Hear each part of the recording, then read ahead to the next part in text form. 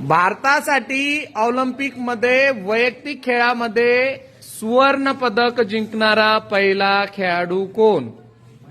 जसं खाशाबा जाधव यांनी पहिलं मेडल भारतासाठी जिंकलं होतं ऑलिम्पिकमध्ये, तसं पहिलं सुवर्ण पदक जिंकणारा खेळाडू कोण ज्यांनी ऑलिम्पिकमध्ये आपल्या भारतासाठी सुवर्ण पदक जिंकलं होतं?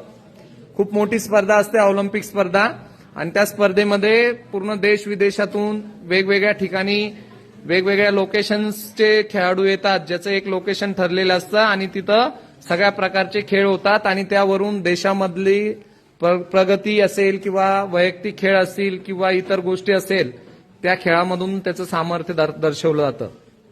हा जो खेळाडू आहे सुवर्ण पदक जिंकणारा, हा नेमबाजीशी निगडीत आहे आणि तुम्ही त्यांचं नाव ऐकलेलं सुद्धा असेल.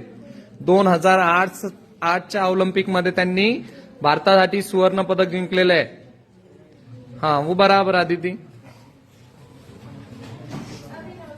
Right, she is right. कोणी जिंकलेलं आहे? अभिनव बिंद्रा यांनी. या सामान्य ज्ञानाच्या गोष्टी तुमच्या जवळ ठेवायच्या आहेत, वाचायच्या आहेत.